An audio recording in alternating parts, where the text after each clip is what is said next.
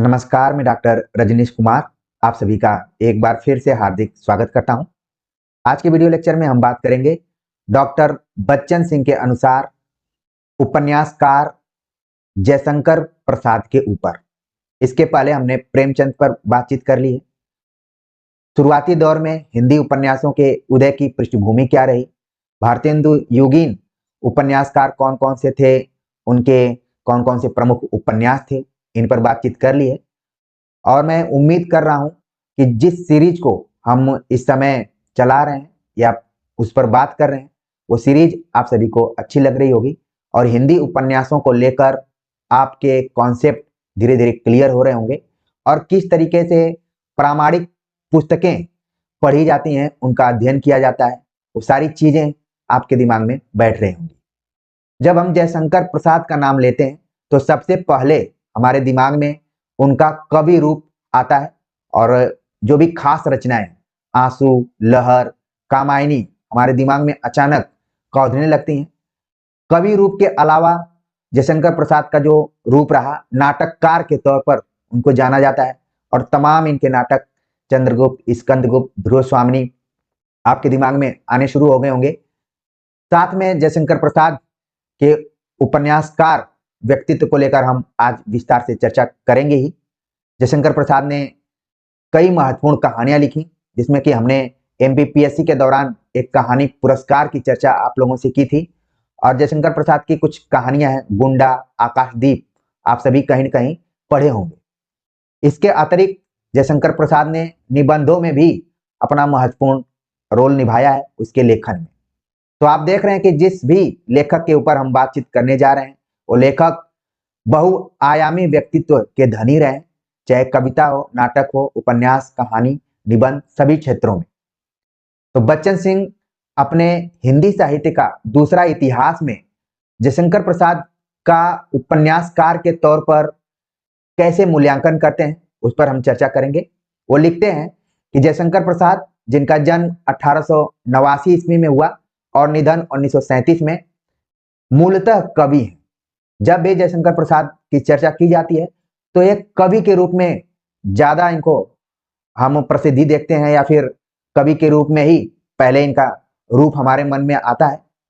उनके कवित्व की छाप उनके कथा साहित्य पर देखी जा सकती है, फिर भी उपन्यासों पर यथार्थ का रंग कुछ अधिक है। बच्चन सिंह का यह कहना है कि जयशंकर प्रसाद, जो कि मूल रूप से कवि, और उनकी कोई भी रचना आप उठाकर देखिए, नाटक भी आप देखेंगे तो जयशंकर प्रसाद ने अपने नाटकों में गीत योजना का बड़ा ही सुंदर समन्वय किया हुआ है। चाहे चंद्रगुप्त आप पढ़ें, स्कंदगुप्त पढ़ें, इन दोनों रचनाओं में खासतौर से गीतों का बड़ा ही सुंदर मिश्रण जयशंकर प्रसाद ने किया है। कारण है कि वो मूल रूप से कवि रहे। लेकिन यहां पर एक बात कही जा रही है कि उपन्यासों की जब भी बात की जाएगी तो इसमें जयशंकर प्रसाद का यथार्थवादी रूप दिखाई पड़ता है। ज्यादातर इसमें यथार्थ को इन्होंने महत्व दिया है। इनके उपन्यासों की बात करें तो कंकाल, तितली और इरावती, ये तीन महत्वपूर्ण उपन्यास रहे हैं, जिनके प्रकाशन वर्षों को मैंने लिख दिया। 1929 ईस्वी में कंकाल, तितली 1934 में, इरावती 1936 में। आप देख रहे हैं कि ये वो दौर है जो कि छायावाद का आखिरी दौर है। और हम जयशंकर प्रसाद का जब भी नाम लेते हैं तो आपके मन में छायावाद जरूर आ रहा होगा। जयशंकर प्रसाद के एक कविता ले चल मुझे भुलावा देकर के आधार पर आलोचकों ने इनको पलायनवादी कवि भी कहने का प्रयास किया है। लेकिन आप देख रहे हैं कि उपन्यासों में जयशंकर प्रसाद का यथार्थवादी रूप दिखाई पड़ रहा है।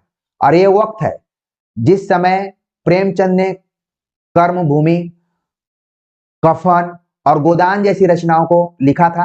उस समय आप देख रहे हैं कि जयशंकर प्रसाद ने तितली और इरावती जैसी रचनाओं को लिखे। और यहां पर देख रहे हैं कि इरावती क्या है, अधूरा है। कई बार परीक्षाओं में पूछा जाता है कि जयशंकर प्रसाद का कौन सा उपन्यास अधूरा है।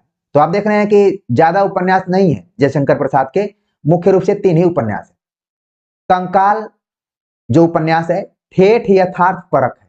डॉक्टर बच्चन सिंह का यह कथन है कि कंकाल ठेठ यथार्थ परक है बनस्पत, तितली और इरावती के। संभवतः इसकी प्रेरणा उन्हें भारतेंदु के नाटक प्रेम योगिनी से मिली हो। ऐसा अनुमान डॉक्टर बच्चन सिंह लगाते हैं कि जो कंकाल नाम से उपन्यास जयशंकर प्रसाद ने लिखा, उसके ऊपर जो प्रभाव दिखाई पड़ रहा है या प्रेरणा दिखाई पड़ रही है, भारतेंदु के नाटक प्रेम योगिनी से मिली जुली है। अब आपके मन में आना चाहिए कि भारतेंदु हरिश्चंद्र ने प्रेम योगिनी नाम का नाटक कब लिखा, उसकी मूल विषय वस्तु क्या रही। तो 1875 में लिखा, जो कि काशी के धर्माडंबर पर आधारित नाटक है। उन्होंने अपने एक निबंध यथार्थवाद और छायावाद में लिखा है, यानी कि बच्चन सिंह का संकेत है कि जयशंकर प्रसाद ने निबंध भी कुछ लिखे हैं जिसका नाम है यथार्थवाद और छायावाद। जयशंकर प्रसाद को यह निबंध लिखने की जरूरत क्यों पड़ी? क्योंकि जो उनका युग रहा है, उस युग में यथार्थवाद, आदर्शवाद, छायावाद, स्वच्छंदतावाद पर आलोचकों ने विचार किया।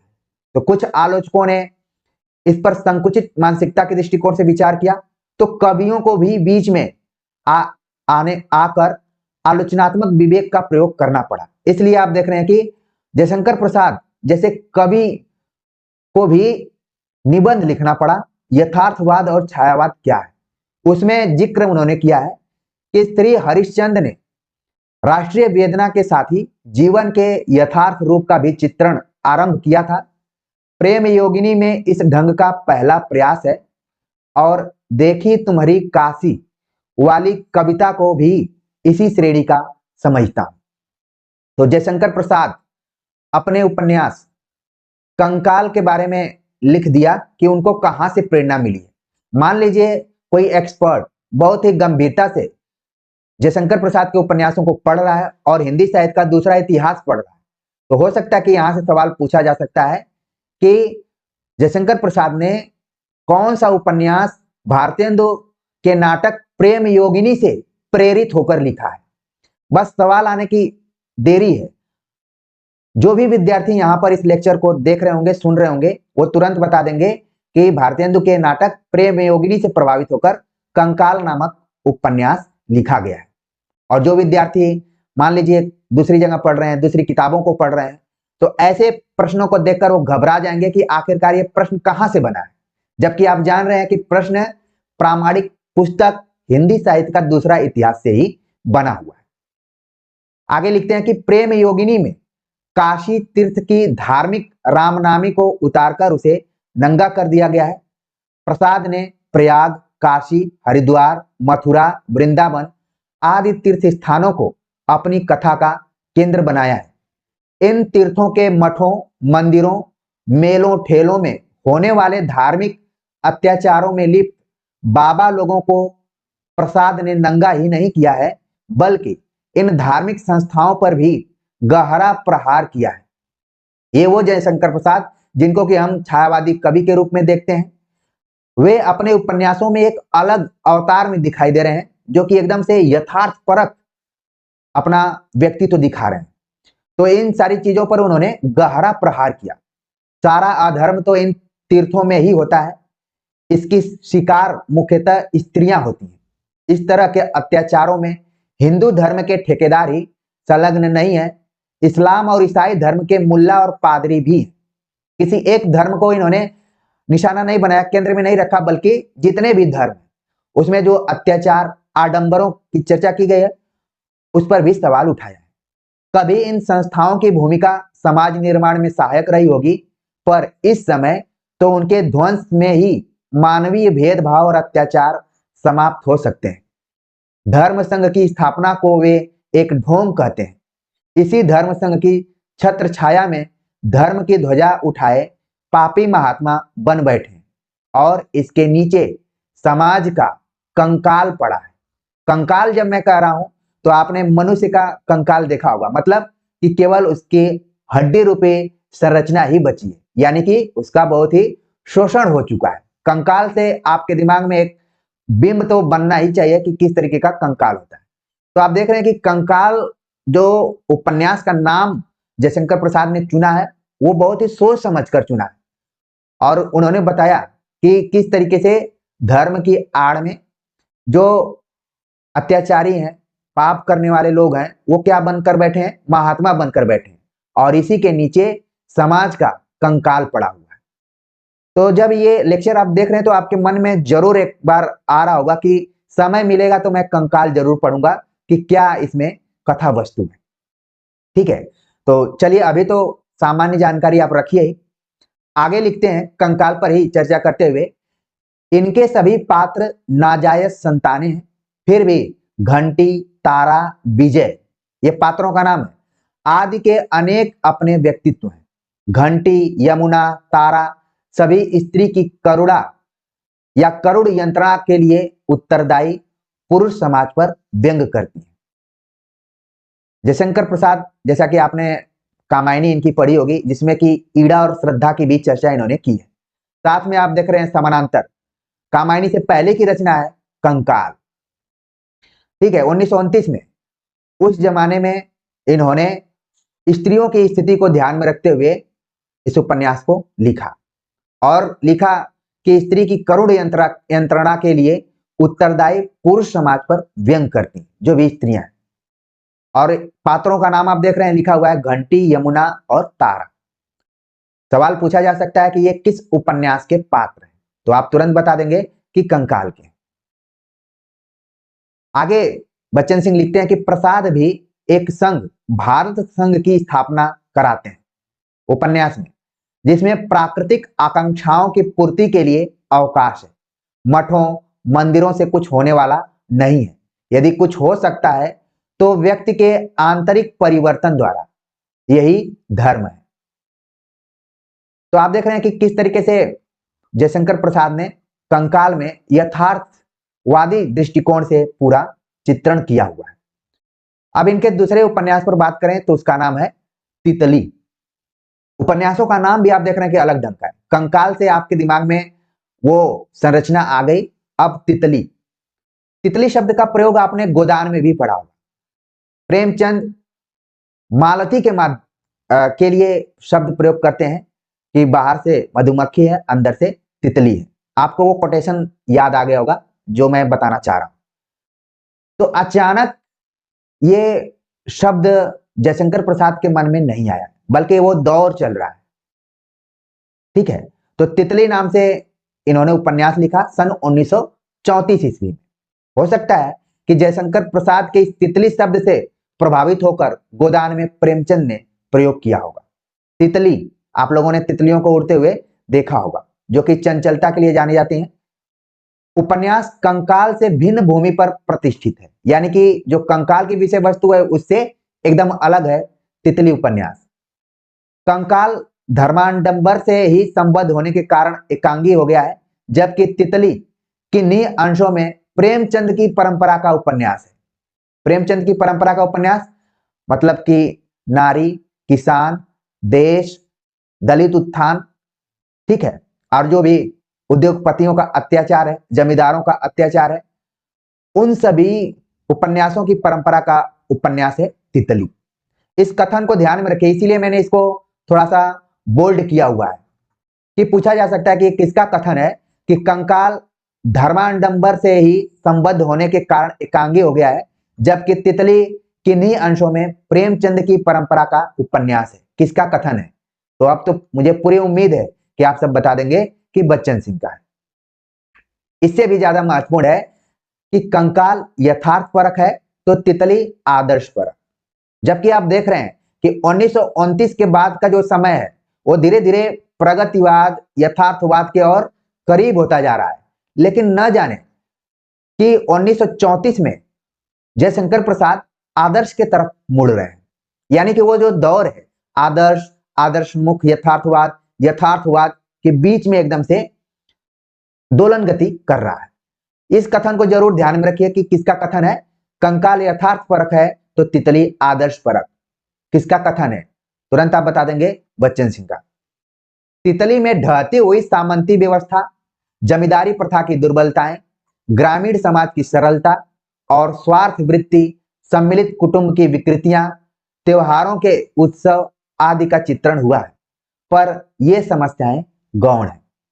तितली की विषय वस्तु क्या है जो 1934 में लिखा गया, जिसमें सामंती व्यवस्था को उठाया गया, जमींदारी व्यवस्था प्रथा की कमजोरियों को उठाया गया है, ग्रामीण समाज की सरलता और स्वार्थ वृत्ति को उठाया गया है, जो भी सम्मिलित कुटुंब हैं, परिवार हैं, उनकी विकृतियों को उठाया गया है।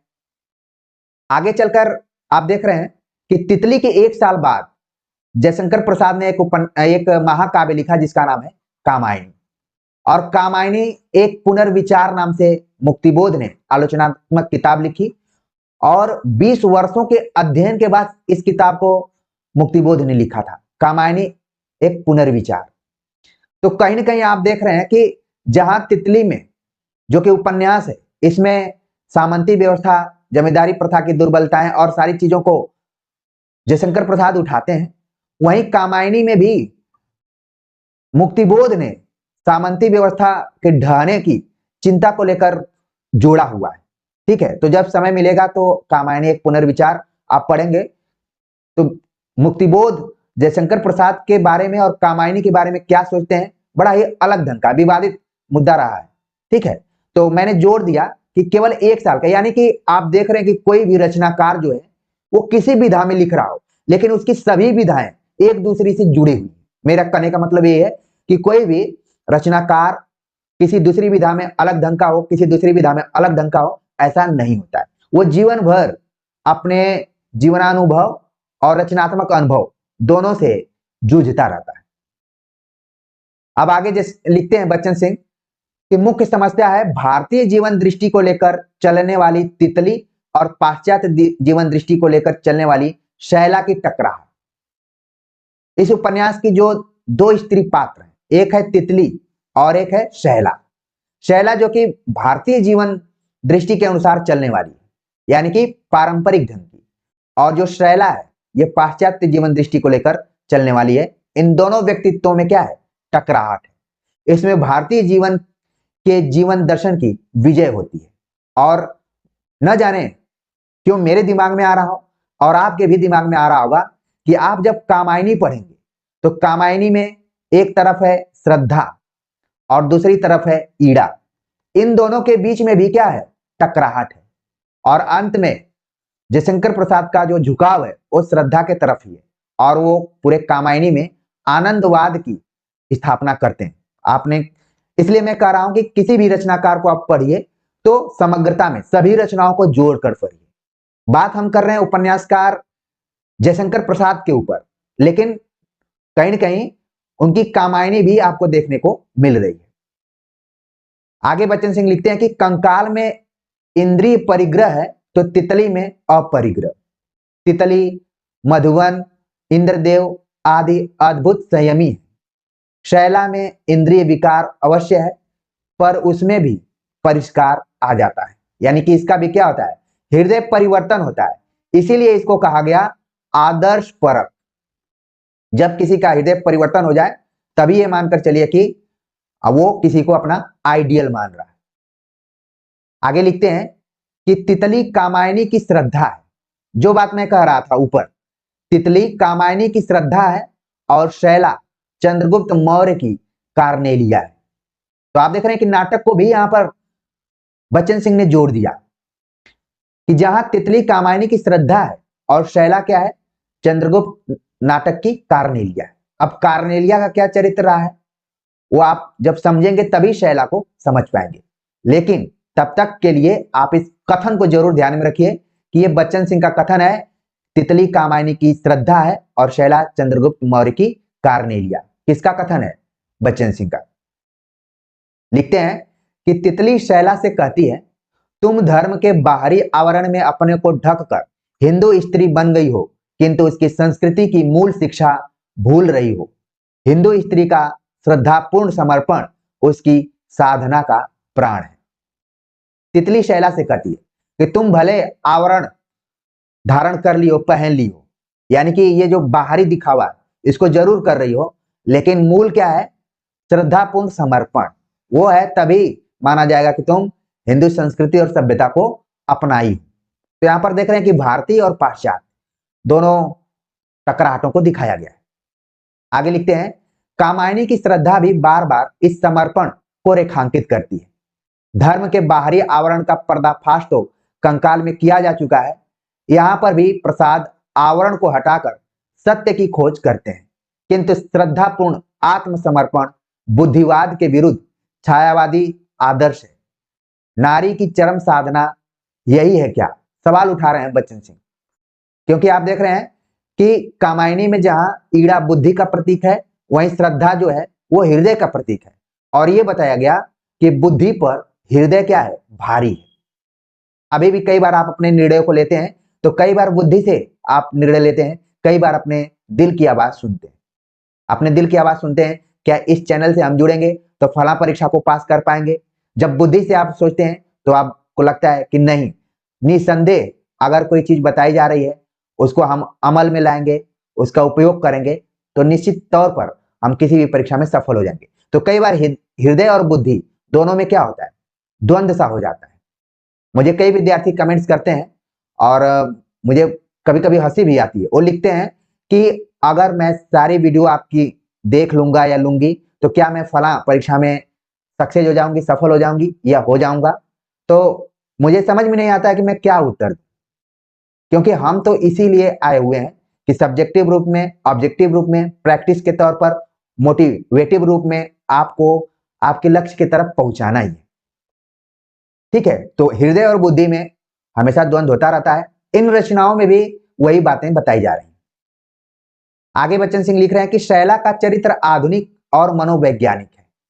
वह इंद्रदेव की विवाहिता होकर भी श्रद्धापूर्ण आत्मसमर्पण नहीं कर पाती। वह कभी इंद्रदेव की ओर आकृष्ट होती है तो कभी वाटसन के प्रति। वाटसन की जब भी बात आ रही है तो एक ऑस्ट्रेलियाई क्रिकेटर शेन वाटसन का नाम आप लोगों ने सुना होगा, अगर क्रिकेट में थोड़ा बहुत इंटरेस्ट होगा तो बस याद रखना है कि वाटसन ये तितली का पात्र है।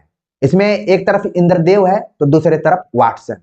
और जो शैला है ये क्या है, ये एक तरीके से पाश्चात्य चरित्र के रूप में इस उपन्यास में रखा गया है।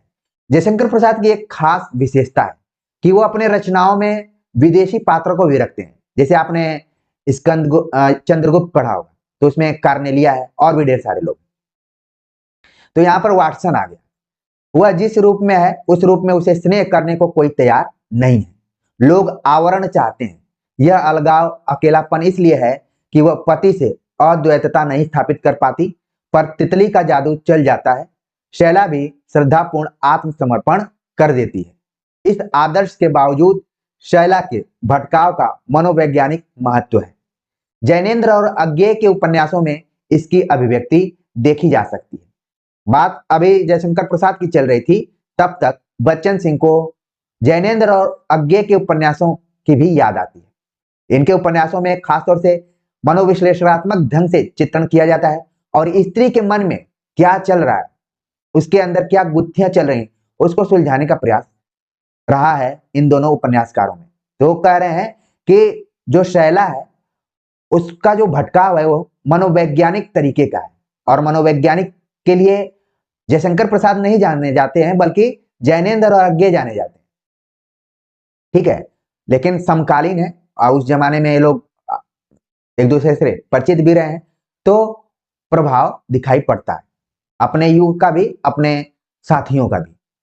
श्रद्धापूर्ण आत्मसमर्पण अतीत का आदर्श है। ठीक है, जो एक तरीके से देखा जाए तो तितली के संदर्भ में। आगे लिखते हैं कि बच्चन सिंह कि गद्य पद्य में प्रसाद पहले व्यक्ति हैं जो व्यक्तित्व सृष्टि करते हैं। कंकाल में उन्होंने वैयक्तिकता का समर्थन किया है।